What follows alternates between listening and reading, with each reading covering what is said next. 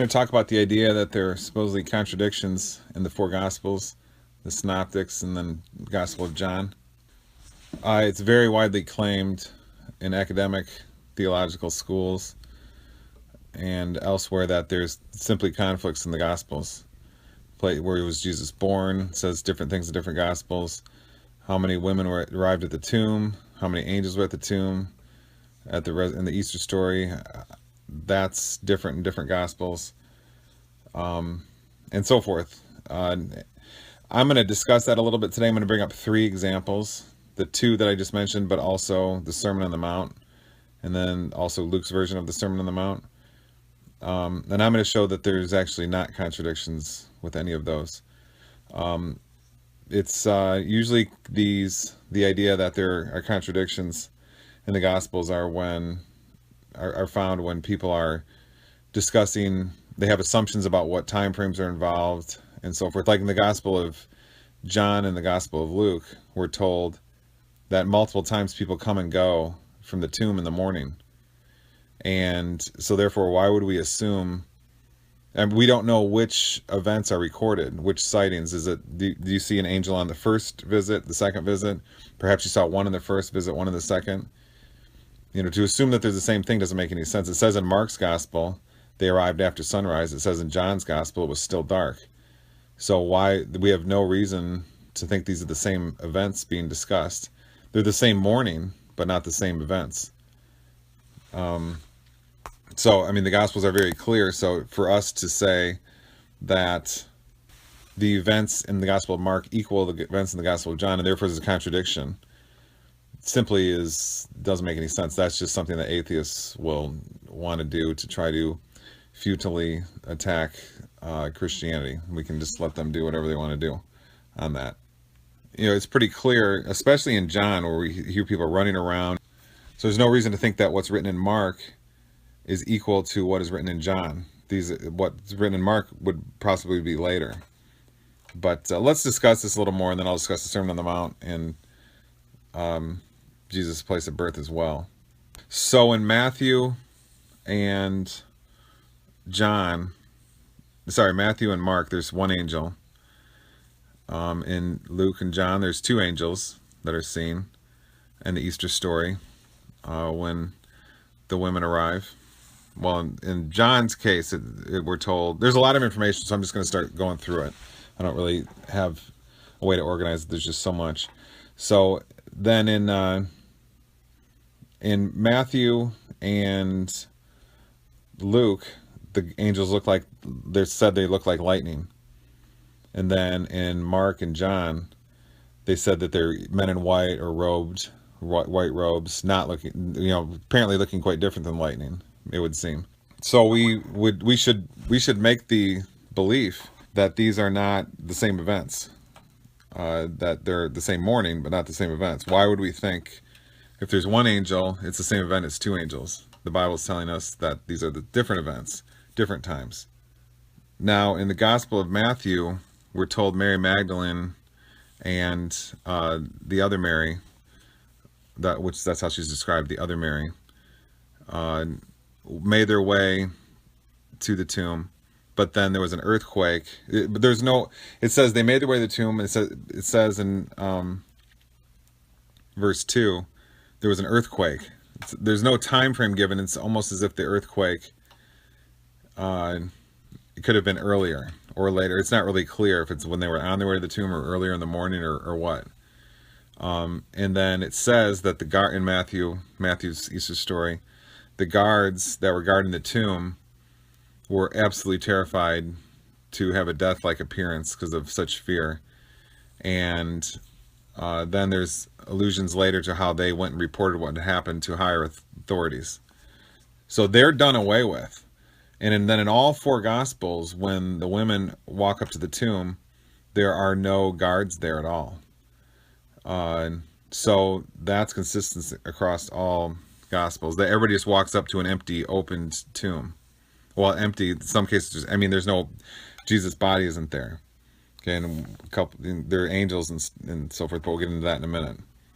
Now, in John and Luke, it discusses how Mary would come, the women would come, and then go back, and then more people would come. And then that's also discussed in John. There's multiple visits, and there's at least three instances of people showing up in John. First, it says Mary, but it looks like she was not alone.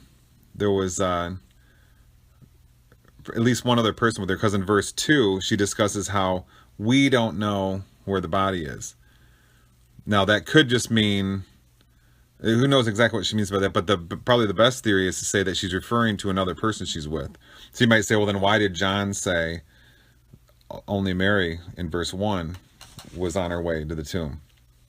And it would seem that, I can kind of compare this to when we say President Trump goes to China, for example. We don't say President Trump and his wife and his cousin and staff, and we just say President Trump, and we know that everybody else is with him.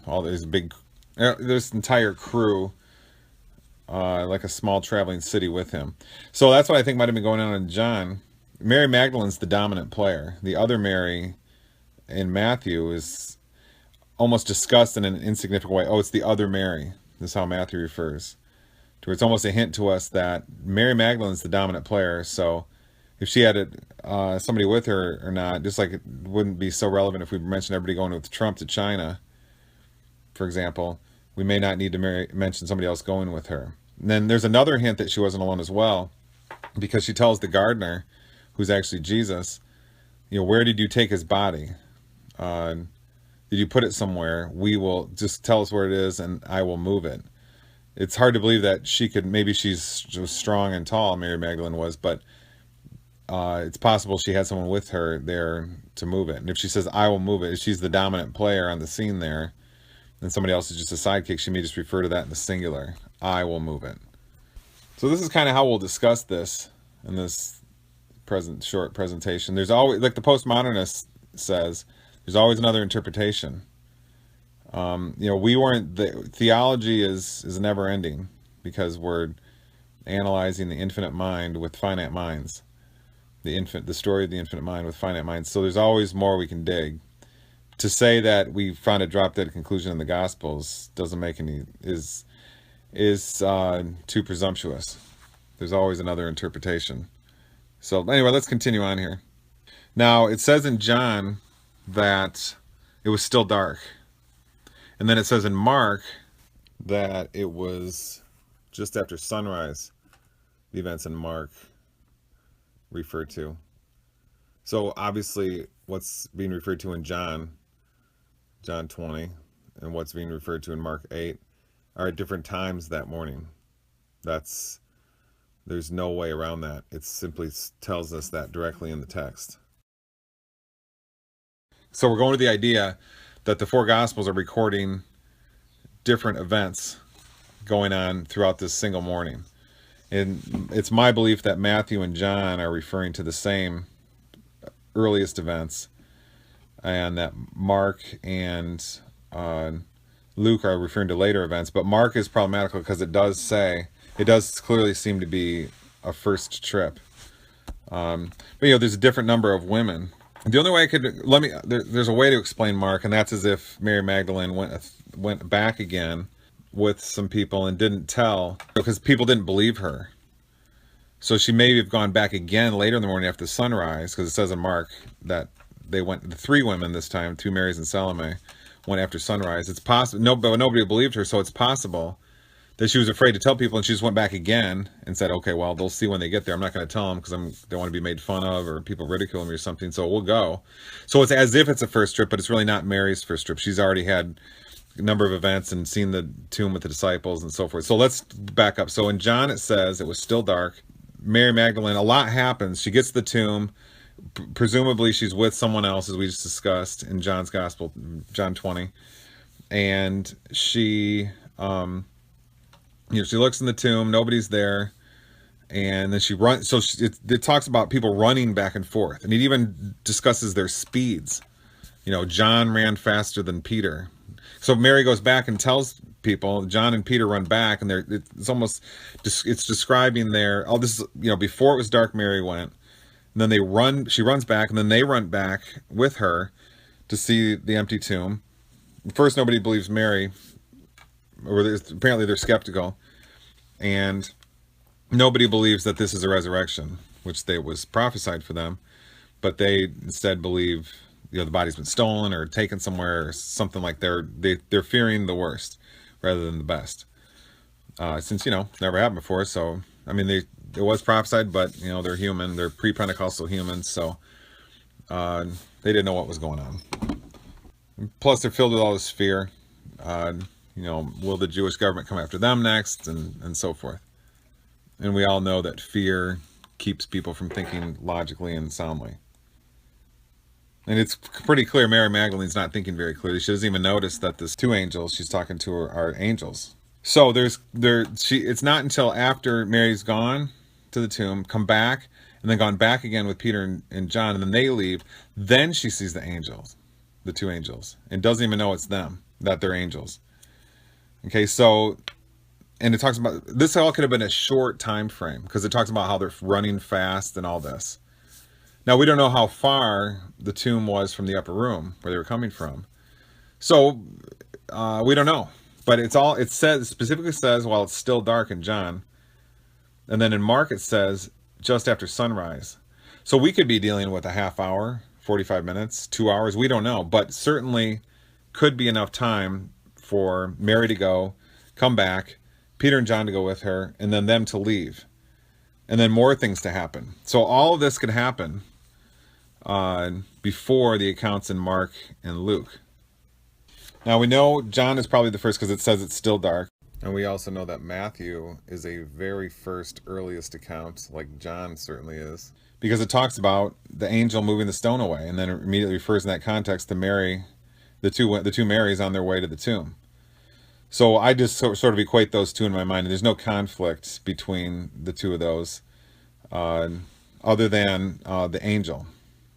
Okay, there's one lightning angel in Matthew, and then there's two men in white, angels in white, in John. Mary Magdalene has no fear of the two angels. Now, usually in the Bible, people have tremendous fear over seeing angels. Not always, but commonly. And in all the Gospels except John, it's reported that the visitors who saw the angels, including the Roman guards, had tremendous fear. Fall down on your face and hide in terror kind of fear. Okay, because you're seeing something that's simply not of this dimension, and something totally different than you've ever experienced before, and something on the other side. And you're sort of leaving our physical frame of reference to see something of totally different power. So the idea is, Luke and John tell us there's people coming and going. And then if you compare John and Mark, we're dealing with very early morning while it's still dark, and then all the way until after sunrise.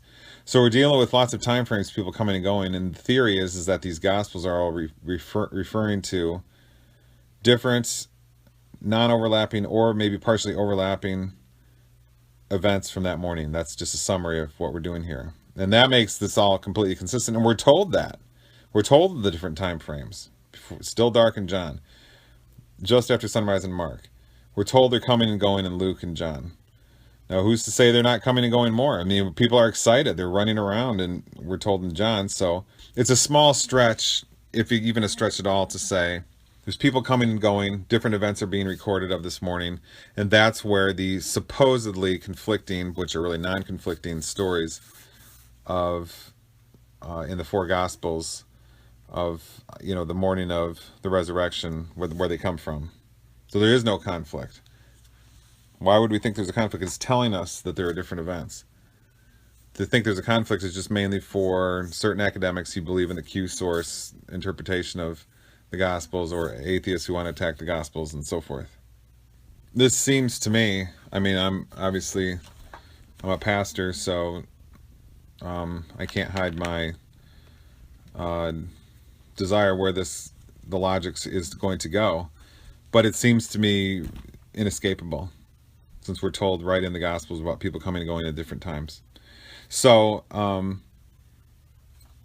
people are seeing, on one visit they see two angels, Another visit they may see one visit they see an angel that looks like in a white robe, another time lightning. Different things going on different times with different people. Okay, and that's why we see, there's 3 women showing up in Mark after sunrise, and then 2 women, which would appear to be the same time frame as John, while it's still dark, showing up in Matthew, and then it looks like there's 2 women, like I already discussed, in John.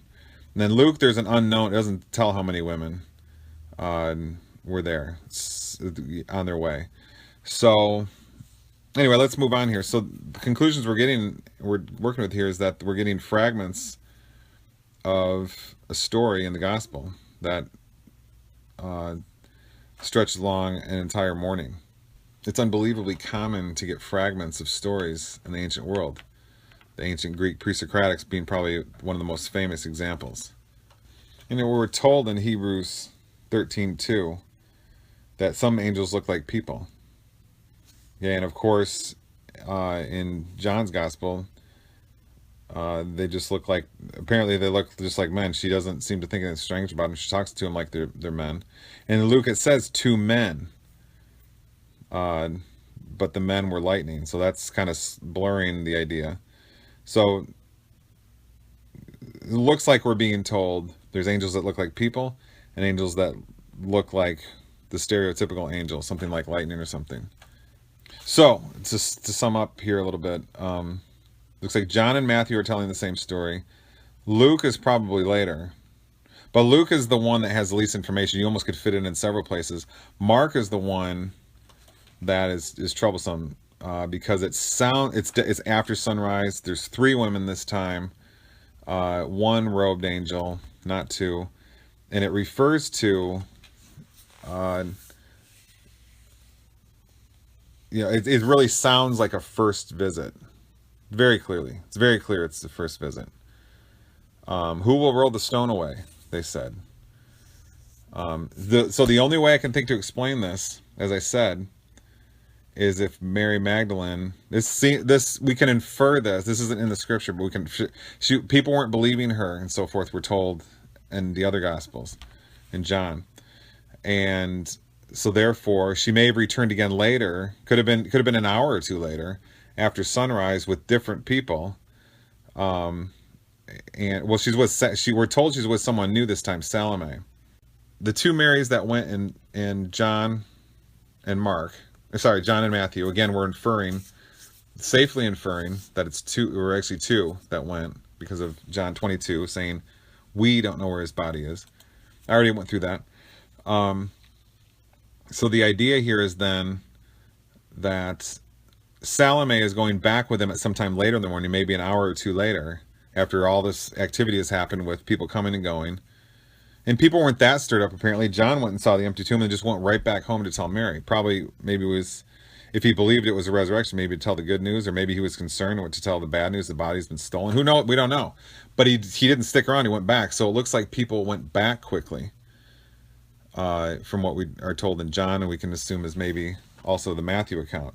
So an hour or 2 later, very well could have been Mary. The 2 Marys got another person to go back again, because they're obviously, this is the most amazing thing, and interesting thing, or possibly fearful thing going on. And so then Mark's account is as if they're going again for the first time. And so they're sort of keeping Salome in the dark. And, who will roll the stone away? And just to, because they just don't want to get into it. Let's just go and see what happens. Let's not tell Salome what's going on. We don't want to have her ridicule us and not believe us. Let's just go, the 2 Marys maybe said, and see what Salome, we'll go with Salome and see what happens. So it's possible that Mark was written as an as if. And where the hint of that again is Mary Magdalene not being believed. So if what I've said is true, and we're inferring these directly from these are inferences, not deductions, inferences from the Gospels, seem to be pretty safe, because we're sticking right with the scripture. All the Gospels fit together. There's no contradiction at all, and different events from this overall morning are being described. Okay, so no contradiction. What's the problem? Of course, the word is perfect. Why would we think that it's anything but? The idea, academics have the idea often, well, Mark wrote the story one way, John another way, Luke, Matthew. They all had their agendas, and they all wanted to have their dramatic, uh, different writing styles and so forth. That's possible. So the idea of the Q source, there was one big document written about Jesus' life, and then Matthew, Mark, Luke, and John picked from it. Especially the three synoptics, Matthew, Mark, and Luke, picked and chose from it and made up stories as they wanted to, breathed by God. That's possible. That's what happened, but it's completely theoretical, and we have no need to assume that the Q source model is true. It's just a way to try to make things fit according to academics. There's no evidence for it. It's completely theoretical. Okay, it's better to assume that people were writing things down on the spot on Easter morning, on the spot, and with the Sermon on the Mount and so forth, and those writings survived, or maybe they were written down right away, and then we have our first records of them being passed around maybe 30 years later or something. That's has just as much evidence as the Q source model, because they're both theoretical explanations. All we know is that the word we have it is exactly how God wanted us to have it. That's what we do know. Now, the point of going through this first exercise and the number of angels and visitors to the tomb and all the purported inconsistencies about the Easter story, which now you can see there's a different explanation, which is very consistent. The Gospels even show striking consistency, like a puzzle that fits together perfectly. How one Gospel talks about this and it fits together with this other issue in this other Gospel, and so forth. Now, the point is that all of the supposed inconsistencies in the Gospels, which aren't inconsistencies, are explainable in ways like this. One just has to think it through and realize that, Jesus was alive for a long time on earth, and his ministry lasted 3 years, and a lot happens in 3 years. We're about to discuss the Sermon on the Mount in Matthew. Then there's a Sermon on the Plain in Luke, which is Luke's account of what often people think is the same sermon, and people think that Matthew and Luke wrote it down differently, which we're going to disagree. I'm going to disagree with that, and we'll cover that in just a moment. But often you just have to think through these issues a little bit, and you see there are time issues and details which fit together in a way that one hasn't seen before, and there are no inconsistencies, as we just nicely illustrated with the story of the Easter story. What we're essentially doing here is we're disagreeing with the academic field called biblical criticism, and that's trying to turn the Bible into a scientific study, which that's a good idea, but unfortunately academics have a couple set ideas that they stick to, some theoretical ideas, and don't stray from them. One is the idea of the Q source, which I've already brought up. Academics stick to that like it's glue, as if it's the only option. That's what it seems to be with me. And you bring up something different, you say to them, because the Q source idea, that's where the idea that there's oral tradition, that people just orally discussed the stories of Jesus for a couple decades, and then it was finally written down in the Q source. And then Matthew and John, Mark and Luke used the Q source to devise their Gospels, especially Matthew, Mark, and Luke. I don't know about John in there, but who knows? And there's no evidence for that. It's just simply a theoretical idea, the oral tradition idea. If you go look for the evidence, the solid historical and or empirical evidence for why we say oral tradition, there is none. It's just a way that academics like to make certain ideas of theirs fit together to try to explain things about how we receive the Gospels. But there are other explanations, such as there were people right on the spot writing down things as Jesus said them when he said the Sermon on the Mount. So, we have to understand that the dates are such that 500 years before time of Christ, according to the normal accepted academic dating. If you disagree with that dating or not, just leave that on the shelf for now. Let's just go with something here. The time of Plato, which is a couple hundred years, that's in around 300 years before Christ. There was all kinds of writing going on, being passed around.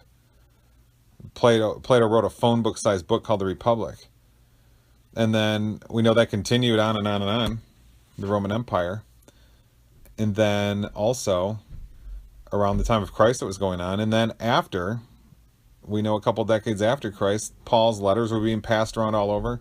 So why in the world would we assume that around the time of Christ nobody could write anything down?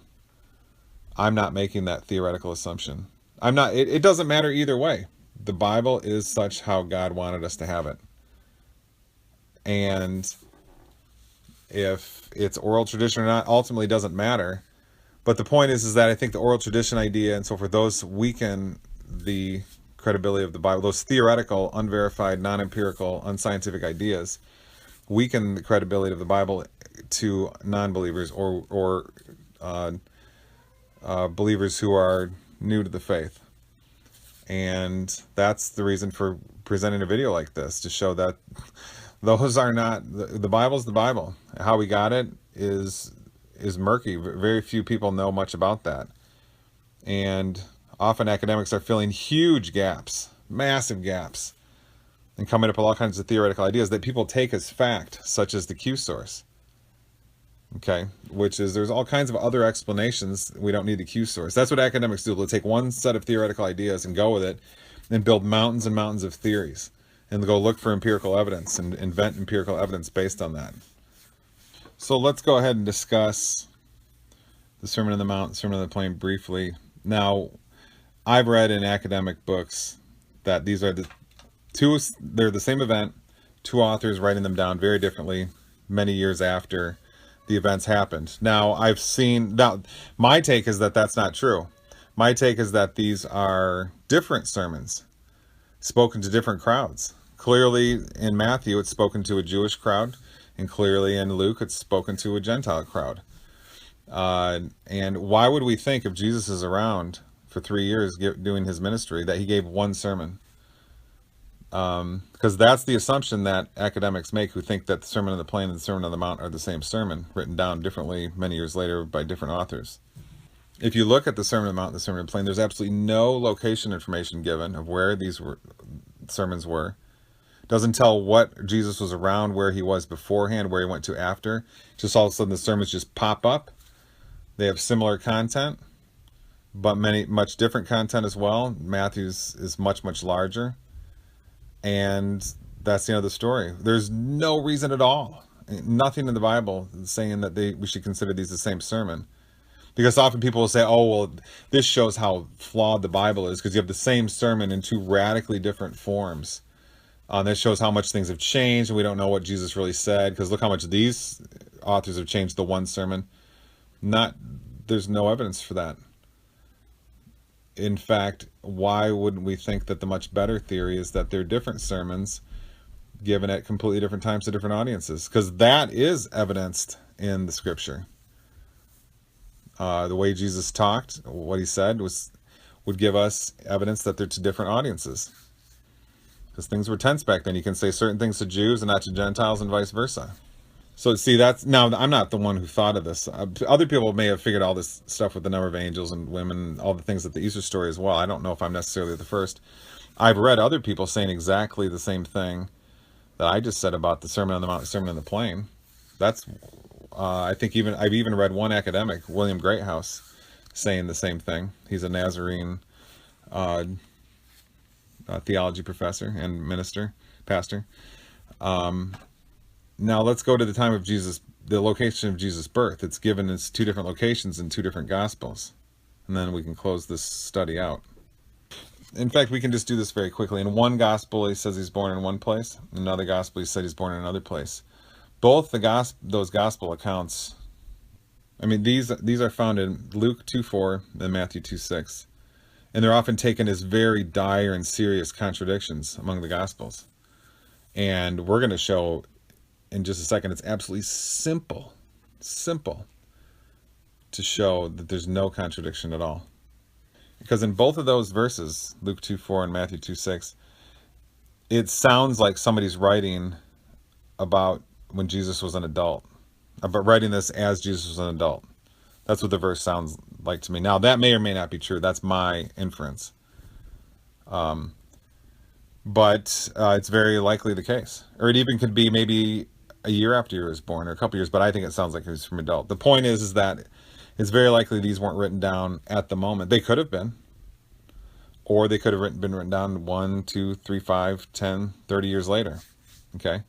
Now, the point is, let me give you an illustration. I had, when one of my children were born, I lived in West Lafayette, Indiana. 3 weeks after that, I moved to Ann Arbor because of a job change. And I often would find myself in following, this was in 2010. I got a teaching job up near Ann Arbor. And I often would find myself later in years saying, now my son was born in West Lafayette, Indiana. But I would often say things like, back when my son was born, when we were in Ann Arbor. Because the whole time of his birth, I remembered as being when we were in Ann Arbor, when he was so little and so forth. But he was technically born and lived his first 3 weeks of his life in West Lafayette. Now, I could say he was born in West Lafayette, or I could say the time he was born when we lived in Ann Arbor, because we only lived in Ann Arbor for a short time, year and a half after he was, sorry, 2.5 years after he was born. And now we live in a completely different location. So the point is that when I was thinking about this supposed contradiction of the place of Jesus' birth, I thought to myself, this sounds a lot like the same situation where I can say my son was born in West Lafayette, but I almost never said that. I would refer to the time of his birth as when we were in Ann Arbor, because it was a very significant time. We just got to Ann Arbor, and it just kind of, I drew the two together in my mind.